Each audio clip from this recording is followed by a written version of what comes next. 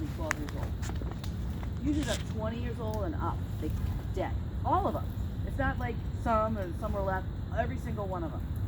Now, did you guys take notice of the fence line when you walked by here this morning? It's look.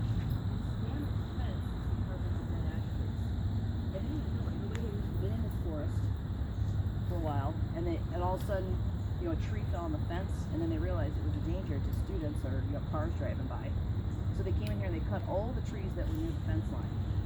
That's why that one was cut and purposely fell that way. Okay, we're gonna be able to walk our next trail, and I'll show you the tree and the other evidence that we're going to ask for. Okay.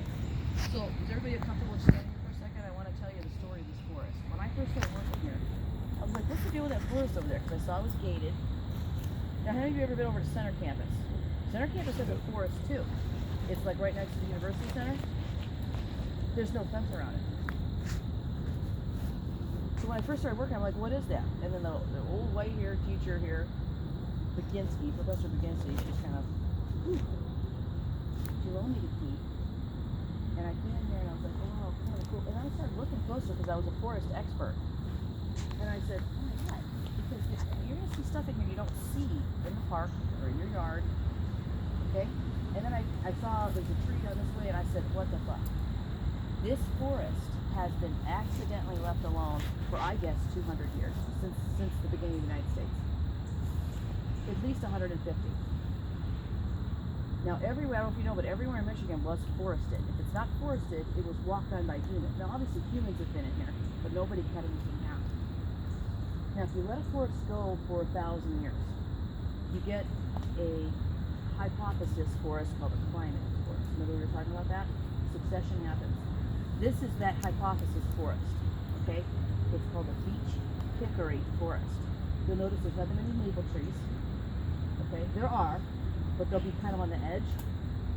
There's a lot of oak, red oak happening, because this is a northern territory, right? We're northern, so red oak, it's called northern red oak, northern pin oak, okay?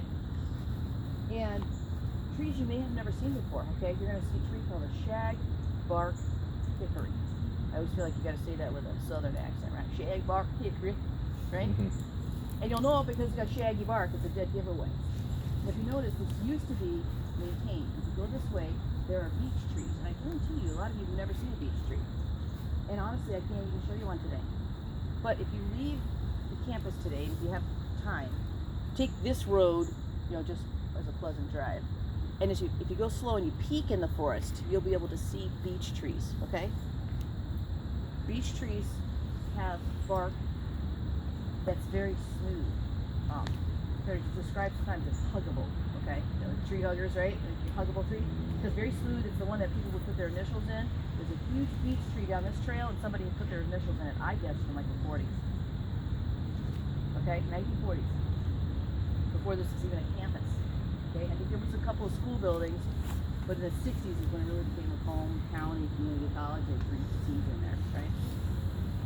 So that's one of the stories I wanted to tell you. I wanted to tell you about the forest. So when we go back to the classroom, or you can do it now before you leave, just if you're going to do it now and then take off, you need to hand me something with your name on it, okay? The one thing I want you to do is, I want you to ponder solutions or ideas, okay? Because here's the problem. Whenever I say we're going into the forest, or like the nature area, I'm like, no, it's a fucking forest, because it's not a nature area, we can't get in here, okay?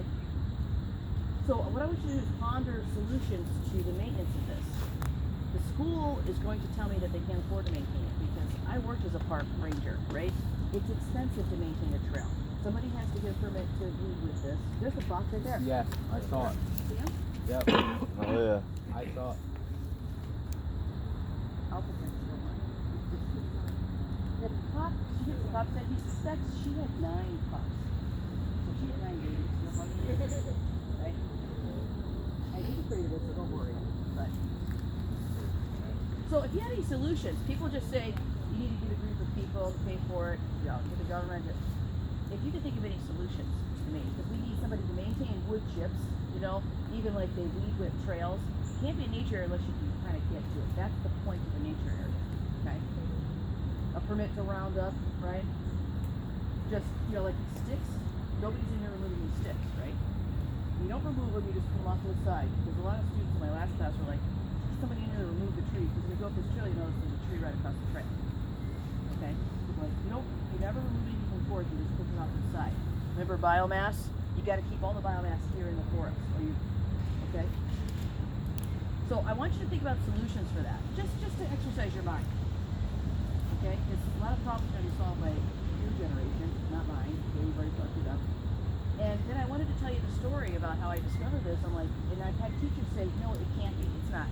I'm like, you go in there and you can do a age of a tree. You measure the circumference and then how long from the ground you do the circumference, and there's a little formula you do. You can age a tree like this. Okay. And I know some of these trees are slow growth, so I was like, when I saw this tree, I'll show it to you. I was like, what the hell? And then, but over the years, I mean, this forest was here all along. So even since the 60s, when the college started, there have been people who tried to maintain it. Obviously, somebody built this, right? Somebody built those benches.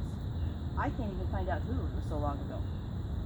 Okay? Now, the previous geology teacher would come in here with this class. Up this trail is a couple of water wells that they dug. They just dug a hole and they put like a tool down there and they get a water sample. He's the one who updated some of the flyers in that. But that's, it's lasting. It's just a roof and some wood, so it's lasting. But then we had a guy call, and he was becoming an Eagle Scout. If you're familiar with that? And he's like, do you have any projects on the campus? And they said, well, these trails can be maintained. One poor guy, right? And he never really got any help, but he did get donations, and he bought this giant pile of wood chips. I think it was donated, right? And they dumped it on a driveway over there, and he actually wood chipped every one of these trails just for about a third of the way. That's all the wood chips he had by himself. So for about 4 years, and that was about 6 years ago. So for about 4 years, I was able to get you guys up these trails. But now you can see nature's taking over here. This is poison ivy. Can we all get A's if we work on the forest the rest of the semester? No more class, and we'll just do what that would be great. What are you going to do about the poison ivy, though? You'd have to sneak in here, some of you at night, and round up. That can be a part of the extra and credit. I can tell you Let's do it. That's a good idea. So those are some solutions. I mean, literally write that down. What about the environmental science class? Service project, right? Think about money when you think about solutions. But here's the other thing I want you to ponder, okay? Before you leave, and then we'll take a couple of tours and then you guys can go. The fence line. So what I want you to do is two things. Solutions to the maintenance of the forest. Just ideas. Ponder it for a minute. I'll write a couple things down. And then the other part to your assignment I want you to turn in today before you go is the fence. Center Campus has a forest. It's not a climax forest. It's a lot of pine and maple, which shows me it's a teenage forest, right? It's about 80, 100 years old. If you've got beech, shagbark, hickory, it's 150, 180 years or more old tree, forest. All of us here, biologists, the maintenance staff, have pondered, since the fence got damaged by the falling ash trees that were dying. For a while, there was a hot debate of fence up or fence down. So let me tell you a couple of pros and cons, and then you can record a couple. Okay, so what I want you to do for the second part is ponder the fence up, fence or no fence, pros and cons. Okay, so here's a couple. If you leave the fence up, they're going to have to repair it. Okay, the point of the fence is to not have anybody in there. Another point of the fence is, you notice there's not a lot of security. If you were skinny, you could have squeezed in there, right? But the point of the fence is to demonstrate that it is private property. So if you're in here and an ash tree fell on you, we wouldn't be liable, right? Because the fence over there does have signs that says private property, right? So that means you're not supposed to be in there. So if you are in there, we're not liable for your injury, right? To some extent. So it's symbolic, keeps people out. I can tell you right in the spring, right where you're standing, this whole area, this whole trail here is covered with an orchid plant that I have never seen in my life. I walked in here in the spring and I was like, oh my God. I had to look it up, and I know a bunch of plants. It's called a toad lily. A little yellow flower, it's all over in here. And, if people are walking here, it won't grow anymore because it doesn't like disturbance. A lot of orchids don't. So that would be reasons to keep people out. Reasons to take the fence down. Well, first of all, maintenance, it would be cheaper to take it down than it is to repair it. Okay? Second of all, and this is where sometimes I tend to lean. If you take the fence down, people will be able to walk in here freely. Kids smoking weed, whatever. There was a homeless guy sleeping in there the other day. It will actually get rid of the poison ivy. If people are tramping on the trail, the poison ivy won't like to grow there. But you'll also lose the toad lily, right? People recover their initials in all these trees, right? Taking stuff out, whatever. But leaving litter here, but it would also maintain the trails. If people walk on the trails, it maintains the trails. You know what I'm saying? So ponder that, okay? Before you leave today, I need a piece of paper that says that with your name on it, and some ideas about maintenance in the forest. Because I could use them. Okay? So we're going down this trail. There's some sticks and stuff, but it's pretty free of poison ivy. Just keep a lookout. How many of you need me to show you poison ivy? Okay? This one's not poison ivy. Let me go back here and show a couple more people poison ivy.